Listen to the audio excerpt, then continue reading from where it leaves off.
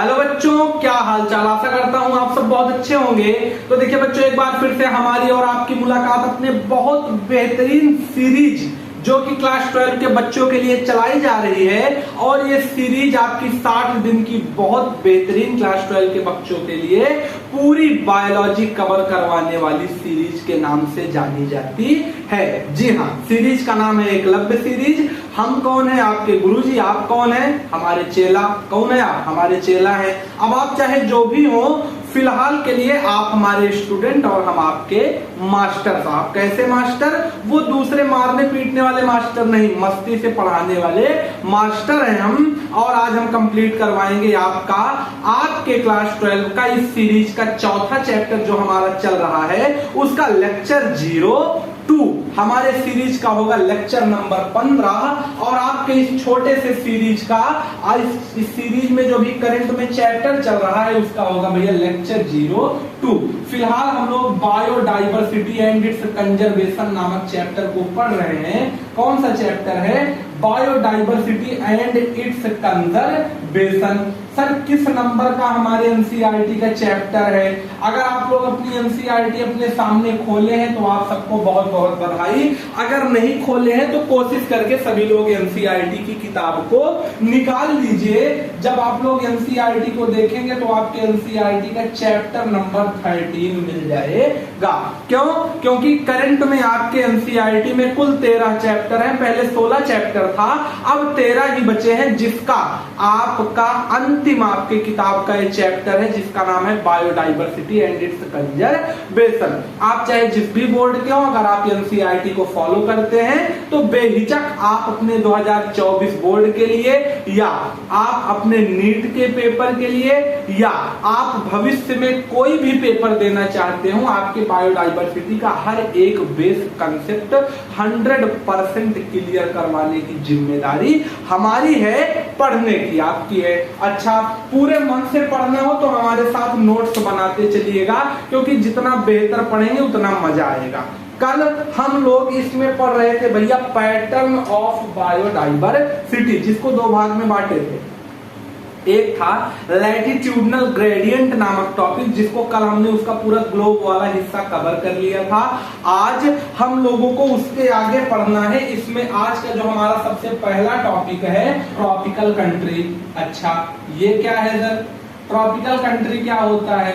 कुछ ऐसे देश जो हमारी एनसीईआरटी में दिए गए हैं जो रिच बायोडाइवर्सिटी को कंजर्व करके रखे हुए हैं। मतलब क्या है? जिन देशों में बहुत अच्छे तरीके से जो रिच बायोडाइवर्सिटी को कंजर्व करके रखे हैं और जिन देशों में बहुत अच्छी हरियाली पाई जाती है, उन्हें हम लोग कहते हैं ट्रॉपिकल कंट्री।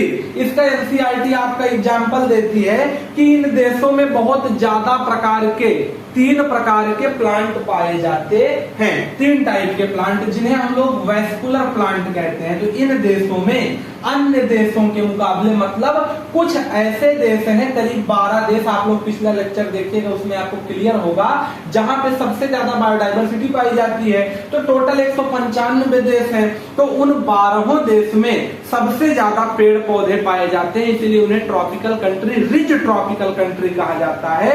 अच्छा, उसमें करीब पेड़ 5 प्रकार के होते हैं। तो 5 प्रकार में 3 प्रकार के पेड़ सबसे ज्यादा उन्हीं देशों में पाए जाते हैं। वो 3 प्रकार कौन है? एक प्रकार हमारा होता है भैया क्या? पहला, इन देशों में कुछ वैस्कुलर प्लांट पाए जाते हैं। वैस्कुलर प्लांट एनसीईआरटी के कहने का मतलब होता है कि जहां पे हमारा टेरिडोफाइटा, जिन देशों में सबसे ज्यादा टेरिडोफाइटा और उस जिम्नोस्पर्म, और आखिरी वाला पेड़ होता है एंजियोस्पर्म। कहने का मतलब ये है कि ऐसे कुछ देश हैं जहां पे बहुत अच्छे तरीके से बायोडाइवर्सिटी अच्छी तरीके से पाई जाती है, वहां बहुत तगड़ी हरियाली होती है, उन्हें हम लोग ट्रॉपिकल कंट्री कहते हैं। उसके साथ साथ में क्या होता है बच्चों? उन देशों में अन्य देशों के मुकाबले बहुत अच्छे पेड़ कुछ संख्या में ज्यादा पाए जाते हैं। और ज्यादा पाए जाने वाले पेड़ कौन से हैं? 3 पेड़ हैं। टेरिडोफाइटा एक फाइलम है, जिम्नोस्पर्म एक फाइलम है, एंजियोस्पर्म एक फाइलम है। ये तीनों फाइलम बखूबी उन देशों में पाए जाते हैं। अच्छा सर उसके बाद क्या है? उसके बाद आइए देखते हैं। उसके बाद में हमारी एनसीईआरटी हमको कुछ जानकारी देती है अमेजॉन फॉरेस्ट के बारे में। अच्छा अमेजॉन फॉरेस्ट क्या है? एनसीईआरटी में अमेजॉन फॉरेस्ट वाला टॉपिक बहुत डिटेल में दिया गया है। हम आपको उसका फोटो आपके स्क्रीन पे पेस्ट करवा देंगे, क्योंकि लिखने अगर उसको लिखने चलेंगे तो बहुत बड़ा टॉपिक है, तो लिख नहीं पाएंगे। फिलहाल अमेजॉन फॉरेस्ट आपका जो है ये वर्ल्ड का सबसे बड़ा फॉरेस्ट है। ठीक भैया, पहला चीज बिगेस्ट फॉरेस्ट है। अच्छा इस फॉरेस्ट को हम लोग लंग्स ऑफ द अर्थ के नाम से जानते हैं। हमारे बॉडी में लंग्स का क्या काम होता है? ऑक्सीजन को हमारे बॉडी में पहुंचाना, कार्बन डाइऑक्साइड को निकालना। वैसे ये अमेजॉन फॉरेस्ट जो है वो पूरे पृथ्वी का लंग्स कहा जाता है। वहां से सबसे ज्यादा पेड़ बहुत ज्यादा है, तो ऑक्सीजन भी बहुत ज्यादा होगी। इसीलिए ये भी क्वेश्चन आप लोग याद रखते रहिएगा। अच्छा तीसरा चीज क्या है? यहाँ पे सबसे ज्यादा मतलब ग्रेटेस्ट डाइवर्सिटी सीन होती है। भाई डाइवर्सिटी मतलब पेड़, और इतना बड़ा ये हमारा पूरा जंगल है कि इस जंगल में बहुत बड़े बड़े विशालकाय पेड़ देखे जाते हैं। पूरा जंगल बिल्कुल हरा भरा है। ठीक। अच्छा उसके बाद कुछ स्पीसीज की गिनती है, वो हमने आपकी स्क्रीन पे पेस्ट करवा दिया है, आप सुकून से पढ़ लीजिएगा। फिर देखिए बच्चों, एनसीईआरटी हमारी कहती है कि सिर्फ इसी जंगल में, सिर्फ इसी एक जंगल में आज के डेट में करीब करीब 2 मिलियन, 1-2 नहीं, करीब 2 मिलियन इंसेक्ट ऐसे हैं जो अभी डिस्कवर होने बाकी हैं। मतलब अगर आपको डिस्कवरी करनी है तो आप चले जाइए अमेजॉन फॉरेस्ट और वहां पे आप नए नए प्रकार के जीव जंतु को डिस्कवर कर सकते हैं। 1-2 ठू नहीं है भैया, करीब 2 मिलियन हैं। और अभी जब वो डिस्कवर ही नहीं हुए हैं तो उनको नाम भी नहीं दिया गया है। तो भाई मान लीजिए कोई बच्चा है अभी पैदा ही नहीं हुआ है, तो उसका नाम हम कहां से रख देंगे? तो वही बात है कि इस जंगल में भी करीब 2 मिलियन इंसेक्ट हैं जो डिस्कवर ही नहीं किए गए, ना उनको नाम दिया गया है। यही चीज हमारी एनसीईआरटी कहती है। अच्छा उसके बाद क्या है? उसके बाद एनसीईआरटी कहती है भैया क्या चीज, कि wide tropical area have more diversity than temperate area. देखिए ट्रॉपिकल एरिया होता है एक, और दूसरा एक एरिया होता है जिसे हम लोग कहते हैं टेम्परेट एरिया। टेम्परेट एरिया मतलब आप लोग जानते हैं, कल हमने आपको बताया था एक ग्लोब बनाया था, पूरे पृथ्वी का नक्शा। जैसे ये हमारा पूरा ग्लोब है, ग्लोब में बीच में इक्वेटर होता है। इक्वेटर के ऊपर या नीचे मतलब जस्ट इक्वेटर के पास की जो जमीनें हैं हमारे पृथ्वी में, जो बिल्कुल बीचों बीच जमीनें आती हैं, उन्हें हम लोग कहते हैं भैया ट्रॉपिकल एरिया। जहां पे पेड़ पौधे सबसे ज्यादा पाए जाते हैं, जहां पे हमारा हम लोग करेंटली में रह रहे हैं। भारत पूरा इक्वेटर और ट्रॉपिकल एरिया में ही है, तभी तो भारत में इतनी ज्यादा हरियाली है। इसके ऊपर जैसे जाएंगे वैसे आपको मिलेगा सब ट्रॉपिकल एरिया। फिर उसके ऊपर जाएंगे तो आपको टेम्परेट एरिया मिलेगा, और टेम्परेट के बाद मिलेगा आपको पोलर एरिया। तो जितना ऊपर आप इक्वेटर से जाएंगे उतनी ज्यादा आपको ठंडी मिलेगी। ये बताइए जहां मौसम सही है वहां ज्यादा पेड़ होगा कि जहां बर्फ पड़ रही है वहां ज्यादा पेड़ होगा? आप लोग बता सकते हैं भाई, जहां बढ़िया मौसम है वही होगा, मतलब ट्रॉपिकल एरिया में। तो ट्रॉपिकल और टेम्परेट में क्या अंतर करना है आप बताइए? दोनों में अंतर पेपर में पूछता है, तो इसमें आप क्या लिख सकते हैं भाई? पहला पॉइंट ये लिख सकते हैं रिच डाइवर्सिटी, यहाँ पे बहुत सारे पेड़ होंगे। ठीक, यहाँ लो डाइवर्सिटी, जहां बर्फ है वहां क्या होगा? वहां कोई डाइवर्सिटी होनी पॉसिबल ही नहीं है। मान लीजिए कुछ लोग मजबूरी में रहते हैं या कुछ ऐसे जानवर वहां रहेंगे जैसे पोलर बियर हुआ जो ठंडी के लिए बने हैं, बाकी हम लोगों के बस का नहीं है। हम लोग जाएंगे तो पहले जर्किन वर्किन सब पहन के जाएंगे, नहीं सिकुड़ बटूर के वहां फेक्ट हो जाएंगे। अच्छा उसके बाद क्या है? उसके बाद में यहाँ पे क्या होगा? यहाँ पे भैया ट्रॉपिकल एरिया में कौन सा बर्फ पड़ता है? तो यहाँ होगा लेस ग्लेसिफिकेशन, मतलब यहाँ पे हमारे यहाँ बर्फ वर्फ वाला कोई बवाल नहीं है। जबकि यहाँ पे क्या है? मोर ग्लेसिफिकेशन। भाई बहुत बड़े ग्लेशियर्स हैं, वो धीरे धीरे गलेंगे, तो यहाँ पे बहुत तगड़ा होगा। अच्छा, अपने यहाँ कुछ नहीं होगा। तीसरा पॉइंट एनसीईआरटी हमारा लिखता है, एनसीईआरटी हमारा थर्ड पॉइंट हमसे क्या कहता है बच्चों, मोर सोलर एनर्जी, जिसपे पूरे पेड़ डिपेंडेंट है। मोर सोलर एनर्जी, भाई जहां पे हरियाली ज्यादा वहां ज्यादा पानी बरसेगा, ज्यादा अच्छा धूप खिलेगा, और जहां पे मान लीजिए बर्फ पड़ा है वहां मौसम कभी साफ ही नहीं होगा, वैसे मौसम गड़बड़ाया रहेगा। तो यहाँ पे लेस सोलर एनर्जी। तो ये कुछ ऐसे आपके डिफरेंसेस हैं जो आप पेपर में लिख सकते हैं और कायदे का नंबर पा सकते हैं। इसको आप लोग पढ़ लीजिएगा, आपके ऊपर हम छोड़ रहे हैं। उसके बाद आप इसको लिखिए, हम इसको इरेज करके नेक्स्ट स्लाइड आपकी लिखवाते हैं। दूसरा देखिए, पैटर्न ऑफ बायोडाइवर्सिटी में हमने आपका पहला पार्ट मतलब लैटिट्यूडनल ग्रेडियंट कंप्लीट करवा दिया। अब एनसीईआरटी में एक टॉपिक उसी का सेकंड पार्ट है जिसे हम लोग कहते हैं species area relationship. Most important, जितना ही आपका इंपॉर्टेंट अमेजॉन फॉरेस्ट है उससे कई गुना ज्यादा इंपॉर्टेंट ये है। अच्छा, हमने आपकी स्क्रीन पे एक ग्राफ पेस्ट करवाया है जो आपके एनसीईआरटी में दिया गया है। उस ग्राफ में मेनली देता क्या है, क्या कहता है, आप लोग चेक कर सकते हैं। आपके सामने आपका ग्राफ बना होगा, थोड़ा सा बना दे तो समझाएंगे तो मजा आएगा। एक साइड आपका लिखा गया है स्पीसीज रिचनेस, अच्छा, दूसरे साइड आपका लिखा गया है एरिया। अच्छा सर, उसके बाद क्या है, उसके बाद में आपकी एनसीईआरटी कहती है कि एक इसमें आपको लाइन सीधी दी गई है जबकि एक लाइन आपको हाइपरबोला कंडीशन में दी गई है। इन दोनों पे आपके कुछ इक्वेशन लिखे हैं, जैसे जो आपकी सीधी लाइन है इसे हम लोग कहते हैं लॉग स्केल। अच्छा, जो आपकी टेढ़ी वाली लाइन है इसे हम लोग क्या कहते हैं, इसे हम लोग कहते हैं हाइपरबोला। हाइपरबोला स्केल या लाइन भी आप लोग कह सकते हैं। अच्छा, इसमें आपको एनसीईआरटी में समझाती जानते हैं क्या, एनसीईआरटी आपसे कहती है स्पीसीज मतलब ये बताइए आपका घर मान लीजिए 2 कमरे का है तो उसमें कितने लोग रह सकते हैं भैया, कितने लोग रहेंगे, ज्यादा से ज्यादा 10 लोग। 2 कमरे में 10 लोगों का सेट होना भी बहुत मुश्किल हो जाएगा, इसीलिए उस कमरे में कितने लोग रह सकते हैं, ज्यादा से ज्यादा 5 लोग, ठीक। लेकिन आपने पूरा हवेली बनवाया हुआ है, तब हवेली में करीब बहुत कम लोग रहेंगे, तो मान के चलिए कि 100 लोग तो आराम से रह सकते हैं। उसी तरह से कह रही है एनसीईआरटी कि हम जितना एरिया बढ़ाएंगे, जितना बड़ा हम एरिया करेंगे उसमें उतनी ही स्पीसीज हमारी रह सकती है।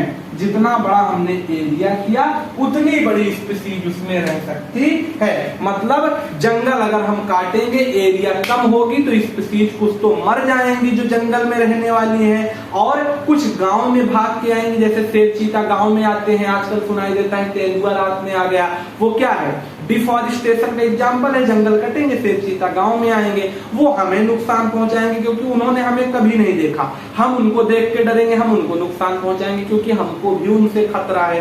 तो यही कंडीशन है। एनसीईआरटी कहती है species is directly proportion to the area of land, मतलब उनको जितना ज्यादा आप स्पीसीज को बिखरने के लिए, सुधरने के लिए लैंड देंगे उतना ज्यादा वो ग्रोथ कर डालेंगी। अच्छा, दूसरा चीज इसमें एनसीईआरटी हमारी क्या कहती है, एनसीईआरटी कहती है कि इस ग्राफ को एक साइंटिस्ट है जिन्होंने दिया था, इनका नाम था अलेक्जेंडर वॉन हम्बोल्ट। अच्छा सर, उसके बाद क्या कंडीशन है, उसके बाद एनसीईआरटी कहती है कि एक बार क्वेश्चन आया था कि ये क्या थे, तो ये असल में कोई बायोलॉजिस्ट नहीं थे, ये जियोग्राफी भी पढ़ते थे, आपके एनसीईआरटी में लाइन दिया गया है। और एक तो ये जियोग्राफिस्ट थे और दूसरे नेचुरलिस्ट थे। बताइए, ऐसे साइंटिस्टों का एनसीईआरटी डाटा देती है जो बायो वाले है ही नहीं है, तब भी बायो में आ गए, जबरदस्ती हम लोगों को पढ़ना पड़ रहा है। इसमें इंपॉर्टेंट क्या है, इसमें 2 ग्राफ है। एक ग्राफ जो आपका हाइपरबोला वाला है उसमें एक इक्वेशन दी गई है, इक्वेशन उसमें दी गई है यस बराबर CA⁴ स्क्वायर नहीं है, वो जेड है। यस मतलब क्या है, सबका मतलब समझ लीजिए। यस मतलब है भैया स्पीसीज, और क्या चीज है, स्पीसीज रिचनेस, मतलब किस जगह कितने प्रजातियां रहती हैं। मतलब हम लोग किस में रहते हैं, एक फूड चेन में रहते हैं भाई, हम हैं, और चिड़िया भी है, इंसान भी है, कुत्ता भी है, बिल्ली भी है, गाय भी है, शेर भी है, चीता भी है। तो एक जगह कितनी स्पीसीज, कितनी प्रजातियां हैं, सी क्या है, सी एनसीईआरटी हमारी कहती है कि जो सी है वो है इंटरसेप्ट।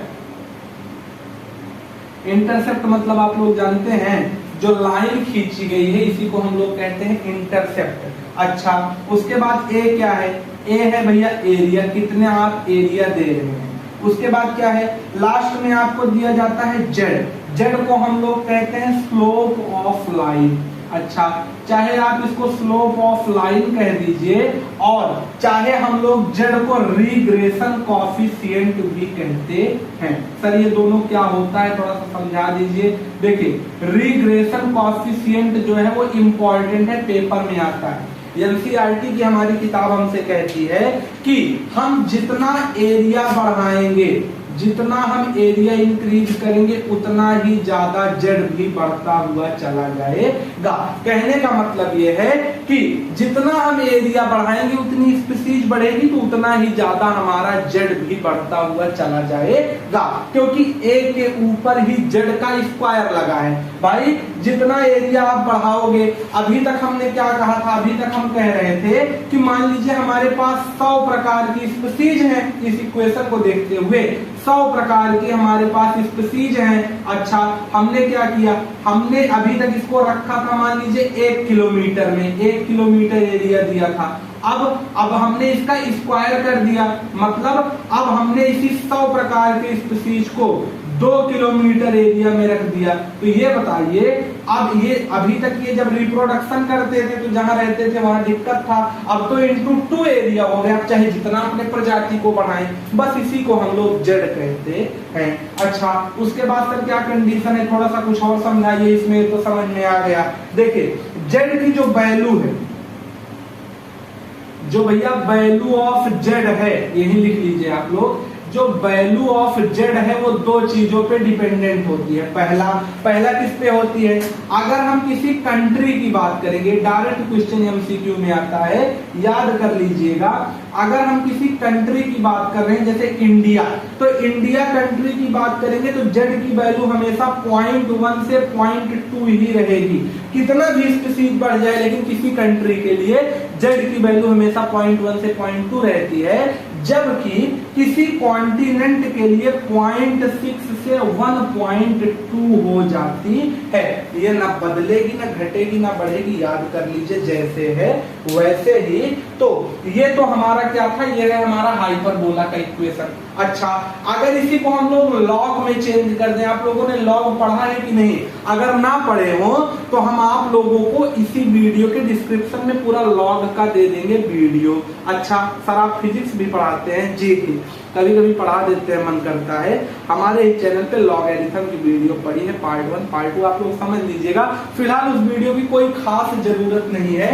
अगर हम इस इक्वेशन को लॉग में चेंज करें तो लॉग में इक्वेशन क्या होगी, लॉग में इक्वेशन हमारी भाई एनसीईआरटी में लिखा है, वही आप लोग लिख लीजिए। इसको हम इरेज करके उसको समझा दें। देखिए, अगर हम लॉग की बात करें तो लॉग हो जाएगा यस, लॉग यस बराबर, दूसरा चीज क्या होगा, लॉग यस बराबर log C plus Z log A. देखिए, अगर कभी भी लॉग का ये रूल है, अगर कभी पावर लगी है तो वो उसी लेटर के पहले चली आएगी। तो ए पे पावर थी तो ए के पहले हमारा जेड मतलब पावर चला आया, ये हमारा लॉग वाला हो गया। अच्छा, आपको ये याद रखना है कि लॉग स्केल जो है वो सीधा है कि हाइपरबोला, इस मतलब आपको ये याद रखना है इसमें कि कौन सी लाइन किस प्रकार से है, तो लॉग वाली सीधी है और उसके बाद जो सिंपल इक्वेशन वाली है वो हाइपरबोला है। पहला क्वेश्चन। दूसरा, इसका खोज कौन किए थे, ये। तीसरा क्वेश्चन, ये बताता क्या है, जितना एरिया बढ़ाओगे उतना ज्यादा स्पीसीज बढ़ेगा। चौथा क्वेश्चन, इन दोनों की इक्वेशन याद कर लीजिएगा जो हमने शुरू में बताया। पांचवा आपका है जेड की पूरी कहानी। अब देखिए, इसमें एक चीज और है, इसमें एक चीज ये है भैया कि ये इक्वेशन हम लोग हमेशा स्ट्रेट लाइन ग्राफ के लिए यूज करते हैं। भाई वही चीज जो बार बार बता रहे हैं, जैसे वो वाला हम लोग हाइपरबोला ग्राफ के लिए यूज कर रहे थे, वैसे ये हम लोग किसके लिए यूज करेंगे, ये हम लोग स्ट्रेट लाइन ग्राफ के लिए यूज करेंगे। इतना लिख लीजिए, इतना ही है, इससे ज्यादा कुछ नहीं आएगा, पेपर में आएगा लिख दीजिएगा, आंख मूंद के हमारे ऊपर विश्वास करके इसका लिखेगा, नंबर पूरा मिलेगा। कुछ लोग कहेंगे कि सर जी आपने डिफिनीशन नहीं लिखवाया किसी चीज का। देखिए समझाना हमारा काम है, डिफिनीशन आप लिख लीजिए, क्योंकि सीरीज जो है वो 60 लेक्चर की ही है भैया, तो हम अगर डिफिनीशन लिखवाएंगे तो टाइम भी तो ज्यादा लगेगा। अच्छा फिर देखिए, फिर एनसीईआरटी में 3 टर्म दिया गया है। एक चीज पहला दिया गया है जिसका नाम है स्पीसीज रिचनेस, दूसरा चीज दिया गया है स्पीसीज ईवीनेस, और तीसरा चीज दिया गया है स्पीसीज डाइवर्सिटी। अच्छा ये तीनों क्या है इनको समझ लीजिए, क्वेश्चन तो नहीं आता पर दिया है तो छोटा छोटा पढ़ लीजिए। कह रहा है मोर नंबर ऑफ मेंबर, किसी एक ही स्पीसीज के अगर बहुत ज्यादा मेंबर किसी जगह हो जाएं उसे हम लोग कहते हैं स्पीसीज रिचनेस। मतलब किसी जंगल में मान लीजिए हिरन जो है वो 1 लाख हो गए, 1 लाख हिरन का झुंड है, ठीक, तो और वहां शेर मान लीजिए 10,000 है, और मान लीजिए चीता 2000 है, भैंस जो है वो 1000 है, गाय जो है वो 100 है, रैबिट जो है वो 2000 है, तो सबसे ज्यादा कौन है, ये सब तो 1000 में है, रिच कौन है, हिरन है, हिरन ही तो है क्योंकि हिरन 1 लाख है। तो किसी भी जगह अगर कोई एक पर्सनल स्पीसीज का नंबर बढ़ जाए तो आप लोग उसे स्पीसीज रिचनेस कह सकते हैं। दूसरा स्पीसीज ईवीनेस, स्पीसीज ईवीनेस को हम लोग फूड चेन से समझ सकते हैं। एनसीईआरटी कहती है कि भले ही वहां पे हिरन का नंबर 1 लाख हो गया है, 1 लाख, लेकिन भैया 1 लाख अगर हिरन का नंबर हो जाएगा तो जंगल में और जो जानवर है वो इससे निपट जाएंगे। जितना घास होगा जंगल में हिरनवे चर लेगा, जितना पेड़ पे पत्ती लगेगी हिरनवे खा लेगा, तो गैया क्या खाएगी, भैंसिया क्या खाएगी, हाथी क्या खाएगा, घोड़ा क्या खाएगा, और जो वेजिटेरियन है वो क्या खाएंगे, वो निपट जाएंगे। तो अगर किसी जगह किसी एक ही स्पीसीज का नंबर ज्यादा बढ़ गया तो खतरे की निशानी है। इसी को स्पीसीज ईवीनेस कहती है कि हम लोगों को एक फूड चेन में चलना चाहिए, किसी भी एक का नंबर बढ़ा के कोई मतलब नहीं, जो है बढ़िया तरीके से रहे, नहीं तो ना रहे। तो ये कहती है, इसका डिफिनीशन होता है कि proportion number of species is required. हमेशा किसी भी इकोसिस्टम में, हमेशा किसी भी इकोसिस्टम में हमेशा हर जानवर का नंबर एक प्रोपोर्शनल रहना चाहिए, जिसका एग्जाम्पल होता है भैया फूड चेन। तो एग्जाम्पल ऊपर लिखा है, डिफिनीशन नीचे पढ़ लीजिएगा। अच्छा इसका जैसे एग्जाम्पल, जैसे मान लीजिए कि घास है, घास को खाया कौन, घास को खाया डियर, डियर को कौन खाया, डियर को खा लिया लायन। अच्छा तो ये क्या हुआ, इन सब का नंबर जब तक कांस्टेंट नहीं रहेगा, अब जो प्रोड्यूसर है उसका नंबर सबसे ज्यादा होना चाहिए। अगर इसको आपको डिटेल में पढ़ना है तो इकोसिस्टम में पढ़िएगा, इसके पहले पढ़ा दिए हैं, उसमें पूरा प्रोड्यूसर कंज्यूमर का कहानी ही है। तो जो भाई जिसको खाना है, तो अगर घास का 10,000 पेड़ है तो डियर को ज्यादा से ज्यादा 100 होना चाहिए, क्योंकि इसमें से एक जो डियर है वो करीब 10 पेड़ खाएगा भी तो। अच्छा उसके बाद अगर लायन को जिंदा रहना है तो दिन भर में, मतलब उस पूरे जंगल में ज्यादा से ज्यादा कितने लायन को रहना चाहिए, ज्यादा से ज्यादा 5 लायन को। क्यों, क्योंकि अगर 100 लायन हो जाएंगे तो एक के दिन में हिरनवा खत्म हो जाएगा तो मर जाएंगे। अब आप लोग कहेंगे जंगल में और भी जानवर होंगे, आप लोग की बुद्धि सही है लेकिन हम एग्जाम्पल दे रहे थे, ठीक। अच्छा उसके बाद देखिए स्पीसीज डाइवर्सिटी क्या है। स्पीसीज डाइवर्सिटी का मतलब है एक ही जगह पे अनेक प्रकार की डाइवर्सिटी अगर हमको देखने को मिले, मतलब जंगल में बहुत सारे तरह के जीव जंतु देखने को मिलते हैं, तो उस पूरे डाइवर्सिटी को हम लोग कहते हैं स्पीसीज डाइवर्सिटी, जहां सब मिलजुल के रहे, मतलब समझ गए आप लोग। अच्छा फिर क्या है, तो इसका एग्जांपल फॉरेस्ट लिख लीजिए, जंगल ही एक ऐसी जगह है जहां सब मिलजुल के रहेंगे। अच्छा सर उसके बाद क्या है, नई हेडिंग लगाइएगा बच्चों, पाउल। उसके बाद स्पेलिंग याद रखिएगा क्योंकि हम भी भूल जाते हैं कभी कभी, लीजिए भूल गए, नहीं याद। अच्छा पाउल इहलरिच हाइपोथेसिस।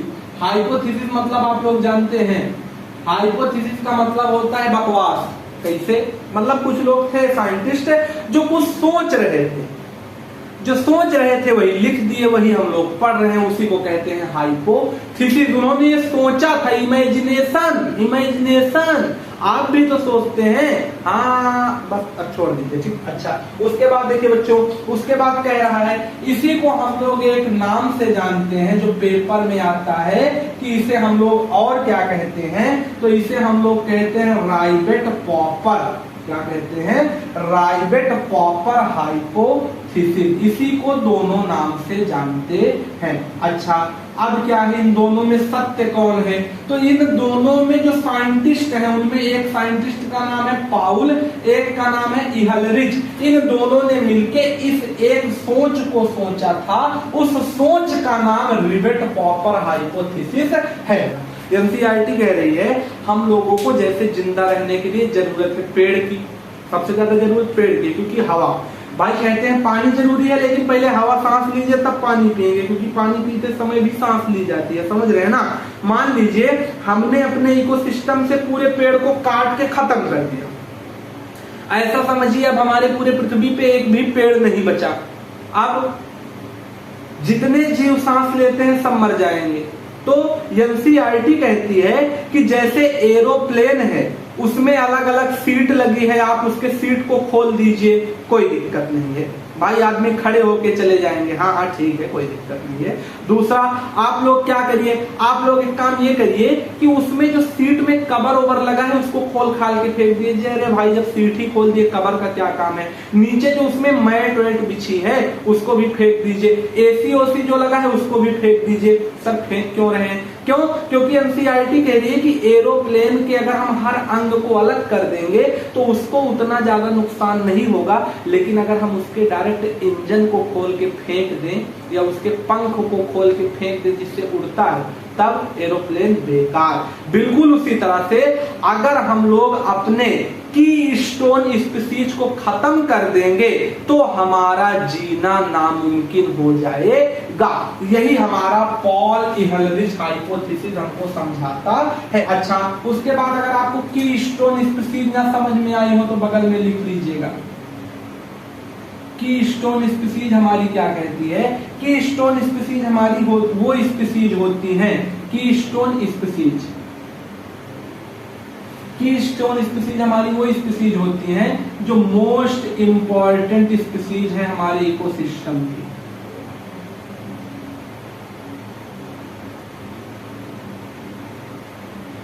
इनके रहने से हमें फायदा क्या है? इनके रहने से हमें ये फायदा है कि इन्हें हम लोग बैकबोन ऑफ इकोसिस्टम कहते हैं। अच्छा, बैकबोन ऑफ इकोसिस्टम का मतलब अगर हमारे शरीर में रीढ़ की हड्डी टूट जाए तो हम झुक जाएंगे, खड़े नहीं हो पाएंगे। वैसे कुछ स्पीसीज ऐसी हैं, कुछ चीजें ऐसी हैं जो हमें जिंदा रहने के लिए सर्वाधिक जरूरी हैं, उसे हम लोग कीस्टोन स्पीसीज कहते हैं। अच्छा, ये करता क्या है? अगर ये नहीं रहेगा, if keystone species absent then life is extinct. भाई इसमें डेथ भी लिख सकते हैं लेकिन हम लोग मर जाए, मरने से ज्यादा अच्छा है लिखने विलुप्त हो जाएंगे। भाई अगर हवा पानी नहीं है तो हम लोगों का जीवन खत्म, अस्तित्व खत्म हो जाएगा। ठीक। अच्छा, कुछ कीस्टोन स्पीसीज के एग्जांपल भी, इतनी देर से हम लोग कीस्टोन कर रहे हैं तो देखिए इसका एग्जांपल जैसे क्या है, जैसे कह रहा है फाइकस। अच्छा, कल हमने आपको बताया था कि हमारे बायो में दो नाम होता है, एक होता है जीनस, एक होता है स्पीसीज। तो फाइकस को हम लोग कह सकते हैं जीनस, और इसके कई सारे स्पीसीज हैं जैसे फाइकस रिलीजियोसा, जिसे आप लोग कहते हो पीपल का पेड़। पीपल का पेड़ बहुत ऑक्सीजन देता है। दूसरा फाइकस बेंगालेंसिस, फाइकस बेंगालेंसिस, जिसे आप लोग कहते हो बरगद का पेड़। सर अगर ये सब खत्म हो गए तो हम लोग क्या करेंगे? अच्छा, फाइकस रेजिमोसा। फाइकस रेजिमोसा ये क्या चीज है? फाइकस रेजिमोसा का मतलब गूलर का पेड़, जिसपे बहुत सारे जीव जंतु आके रहते हैं, चिड़िया उड़िया गूलर ही तो खाती है। अच्छा, चौथा चीज क्या है? फाइकस कोरोनोटा। अगर ये खत्म हो गया तो हम लोग अंजीर नहीं खा पाएंगे, क्योंकि कोरोनोटा जो है वो अंजीर को ही हम लोग कहते हैं। तो कुल मिला के 1-2 नहीं, इस फाइकस में करीब 850 स्पीसीज आती हैं। तो एनसीईआरटी का कहने का ये मतलब है, अगर हम लोग एक लाइन में समझें, कि कुछ हमारी जरूरी कीस्टोन स्पीसीज होती हैं। कीस्टोन स्पीसीज वो स्पीसीज होती हैं जिनके बिना लाइफ संभव नहीं है। सबसे जरूरी हमें जिंदा रखने में कीस्टोन स्पीसीज मदद करती हैं, उन्हीं को हम लोग कीस्टोन स्पीसीज कहते हैं।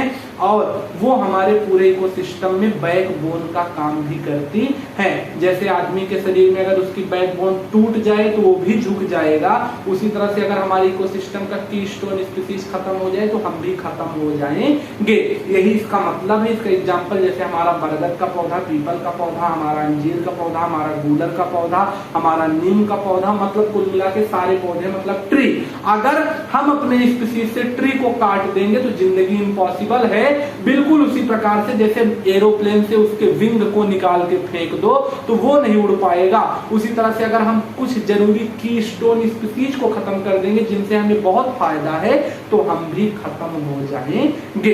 ये कंडीशन कह रहा है। अच्छा, यही पूरा हमारा पॉल एलरिच हाइपोथेसिस बताता है, जिसमें एरोप्लेन को हमने इकोसिस्टम मान लिया, स्पीसीज को हमने रिवेट मतलब पेंच मान लिया। मतलब एरोप्लेन से जैसे आप पेंच खोल के उसका पंख फेंक दो, उड़ नहीं पाएगा, उसी तरह से इकोसिस्टम से आप जरूरी स्पीसीज पेड़ पौधों को निकाल दो तो हम लोग जी नहीं पाएंगे। तीसरा चीज, पॉपर का मतलब होता है किसी चीज का विलुप्त होना। जैसे एरोप्लेन से जब पेज खोलोगे तो हर एक अंग निकाल लोगे, फेंक दोगे, उसी प्रकार से इकोसिस्टम से स्पीसीज धीरे धीरे एक्सटिंक्ट मतलब विलुप्त हो जाएगा। चौथा चीज, एरोप्लेन में सबसे ज्यादा जरूरी उसका पंख होता है, उसी प्रकार से हम लोगों के पास, हम लोग को जीने के लिए सबसे ज्यादा जरूरी कीस्टोन स्पीसीज होता है। कुल मिला के कहने का मतलब है, अगर हम पॉप आउट कर देंगे रिवेट फ्रॉम एरोप्लेन, मतलब एरोप्लेन से एरोप्लेन का पंखा निकालेंगे तो उड़ नहीं पाएगा, उसी प्रकार से अगर हम कीस्टोन स्पीसीज को गायब कर देंगे, एक्सटिंक्ट कर पाएंगे, तो हम लोग भी जी नहीं पाएंगे। अगर आपको समझ में आया है तो वीडियो को लाइक कर दीजिए, शेयर ज्यादा करिए। क्यों? क्योंकि 60 लेक्चर की सीरीज है, आज 15वां लेक्चर है, नहीं तो आपका टाइम निकल जाएगा। आप तो देख लेंगे लेकिन आपके यार दोस्त नहीं देख पाएंगे। अगर पूरी वीडियो समझ में आई है तो आपको पूरे डिस्क्रिप्शन में लिंक दे दिया गया है, 1 2 3 4 5 6 7 8 9 10 जहां तक लेक्चर हुआ है दे दिए गए, नहीं तो पूरे प्लेलिस्ट का लिंक आपको दिया गया है, आप वहां से जाके पढ़ सकते हैं। मिलेंगे नेक्स्ट लेक्चर में, तब तक के लिए ओके बाय।